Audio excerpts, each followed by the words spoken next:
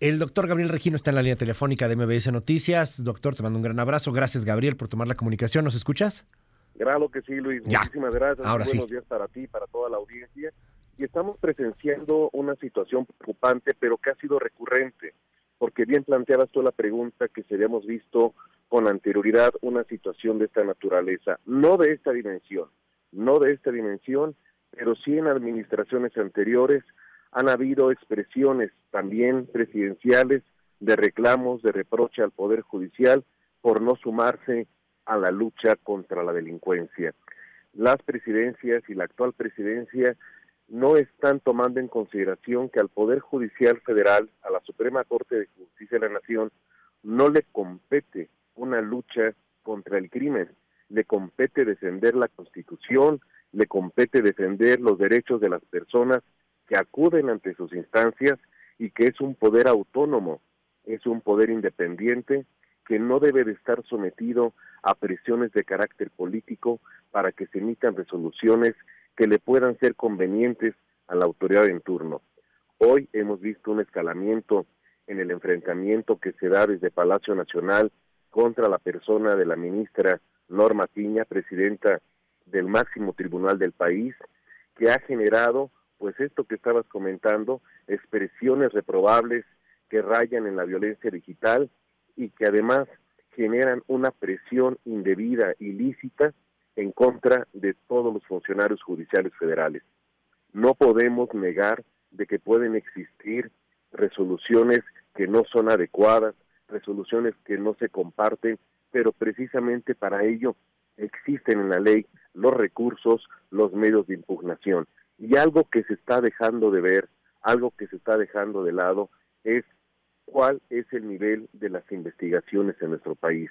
Las investigaciones que se llevan a los tribunales están bien sólidas o se está cometiendo un hierro desde el inicio que derivan en que los tribunales federales otorguen las resoluciones que hoy se critican desde el estrado más importante de la nación, que es a la presidencia de la República. ¿Qué sucede si esto continúa? Porque no sé de qué tamaño pueden llegar a ser los jueces, te lo pregunto, tú trabajas con ellos todo el tiempo, si terminan por ser sometidos a una presión de este tamaño o no terminan por ser sometidos. Es muy difícil la chamba que tienen. Otra vez se cortó la comunicación. A ver si podemos retomarla. Una disculpa, ahí se nos está cortando la llamada telefónica. Me brinca esta pregunta, ahorita la hacemos de nueva cuenta con el doctor Gabriel Regino, porque este choque pues es muy peligroso. El juez debería de, valga la redundancia, juzgar sobre los hechos que se le presentan sin que tenga la injerencia, la presión de nadie. Cuando el presidente dice, por ejemplo, en el caso Cabeza de Vaca, ¿no? El juez que le dé un amparo es corrupto. En el caso del Tren Maya, el juez que les dé amparo es corrupto. Pues una presión para el juez. Entonces, en ese sentido, ¿cómo le hacemos para poder tener jueces realmente autónomos? Porque la presión que venga de una presidencia de la República, pues no es menor. Perdón, Gabriel, ahora sí retomamos la comunicación. Te preguntaba, Sí. ¿de qué tamaño pueden ser los jueces en ese sentido? O sea, ¿cómo se podrían o no doblegar ante una presión de este tamaño? Desde luego que sí, porque tú lo has dicho bien. Existe una presión que se genera a través, primero, de quien hace la crítica, que es ni más ni menos que el presidente de la República. Y como tú lo has dicho, no es cosa menor.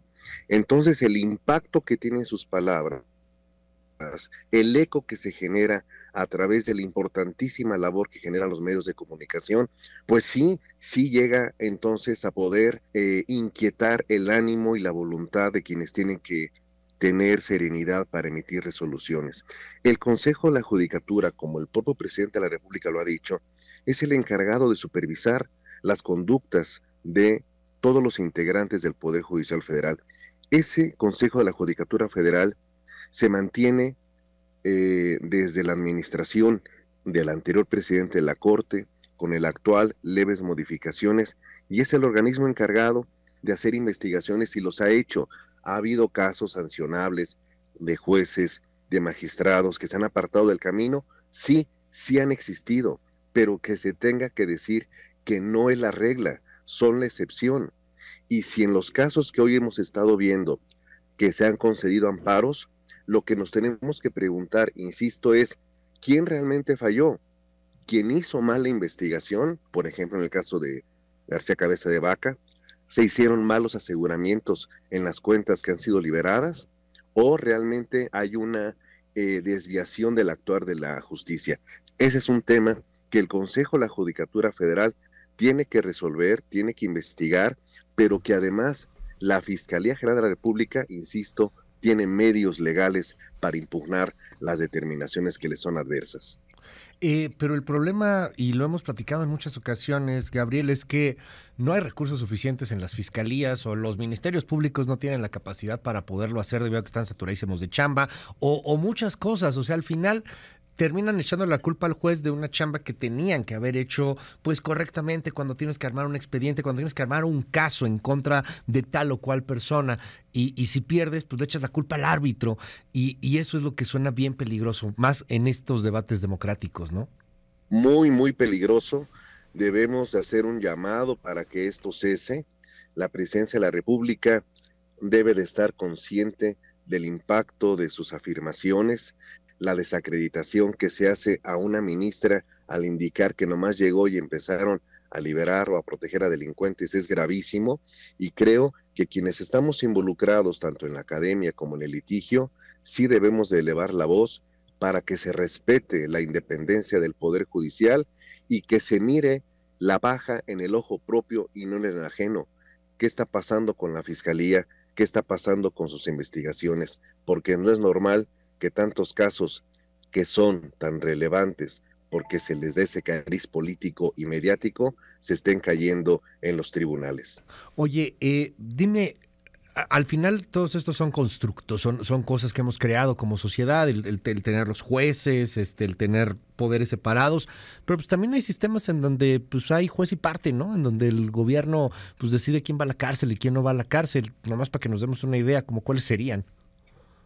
Bueno, voy a poner, por ejemplo, un caso que ocurrió en una localidad de la Ciudad de México, donde a una señora se le caen aspas de la lavadora a las vías del metro y la Por detienen ejemplo. 3 días en Santa Marta y la acusan y la vinculan a proceso. Uh-huh. ¿Por qué? Porque se está en medio de una concepción de que hay sabotaje al metro. Entonces, sí, efectivamente, hay ocasiones en que el Poder Ejecutivo doblega al Poder Judicial.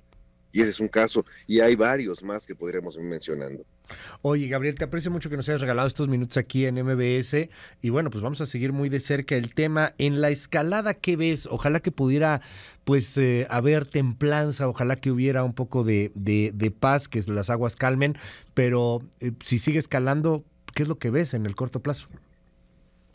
Pues sí, esto es una situación que de escalar es un rompimiento delicado, muy delicado, porque se trata nada más ni nada menos de los guardianes de la Constitución, que vuelvo a insistir, merecen respeto, merecen independencia, vigilancia sí, rendición de cuentas sí, pero no exponerlos al descrédito de una manera como se está llevando a cabo en estas instancias.